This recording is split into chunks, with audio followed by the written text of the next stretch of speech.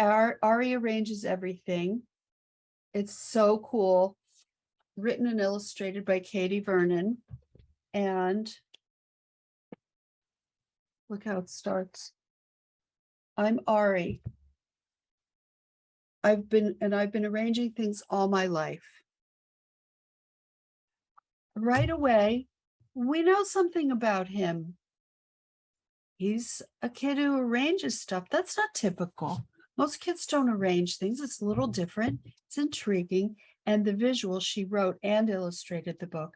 And because she's arranging the typography, it's a brilliant, delightful way to show the arranging. When I was a baby, I would stack my blocks just so. As a toddler, I arranged the fleas on my dog's head.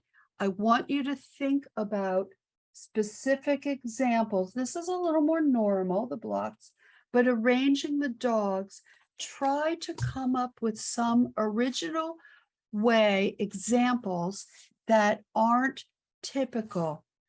Yes, Julie writes, I know so many kids like that, neurodiverse, so fascinating. Neurodiversity is a fascinating, wonderful, and important thing to write about in your book. If that is something you resonate with, a family member or yourself. I have a few autistic artists, and I learned so much from them and work with them in a slightly different way. I love it. There's so many different kinds of learning styles. So if that is something that appeals to you, write about it. The thing too, when I worked with Katie on this, I didn't, and with all my artists, if there is an issue, I don't want the artist to have everything, well, I'm cured, I don't arrange things anymore, I'm not OCD or autistic or whatever. It's embraced, and Ari finds a boundary of when it's too much, when it's appropriate, and when it's appropriate. That's my personal opinion. So you don't have the kids suddenly become neurotypical. I think that's nice. Okay, this is not written by my artist, Tisha Lee.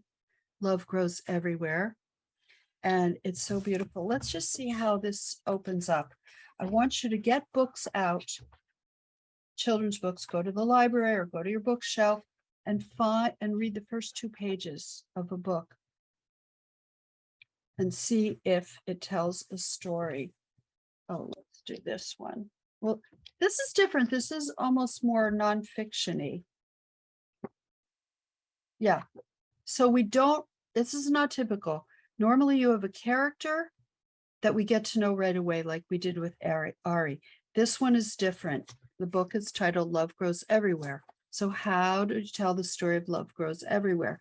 First, the author is setting a scene, different scenes, from country farm to city square, from desert village, hot and dry, to mountain home where eagles fly.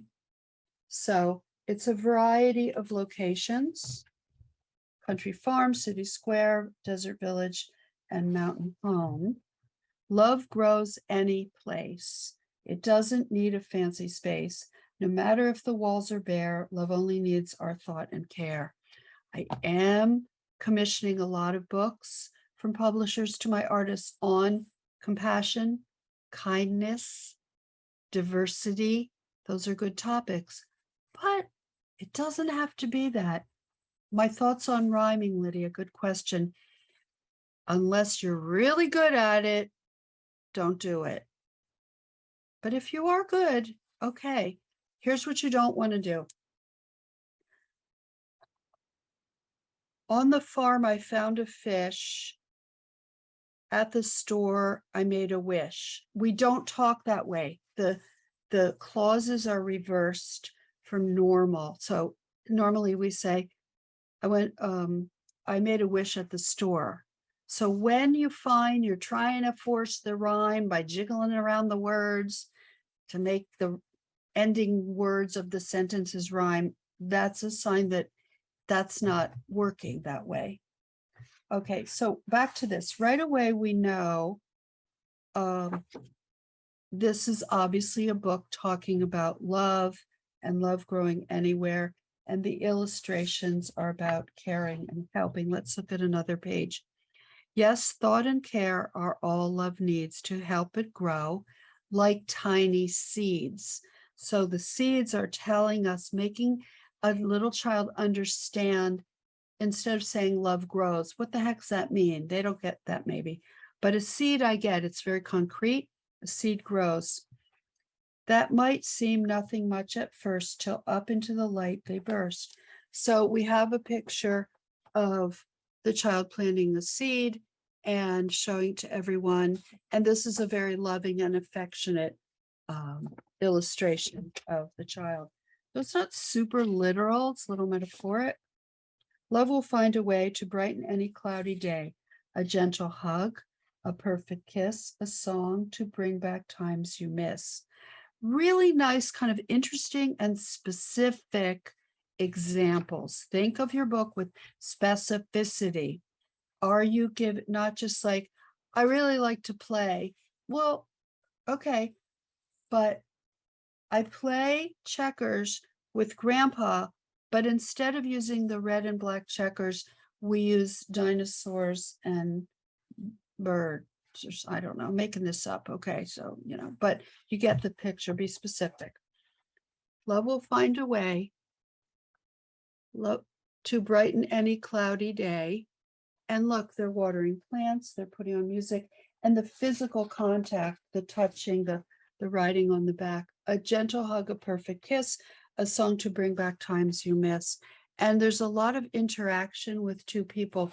I also think this is good for children to learn social emotional language.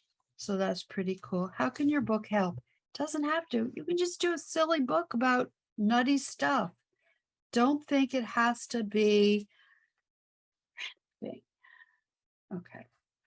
A moment shared, a helping hand when things don't turn out quite as planned. Take a moment before I show you the picture. How do you show a moment shared, a helping hand when things don't turn out quite as planned? What is something that doesn't turn out quite as planned?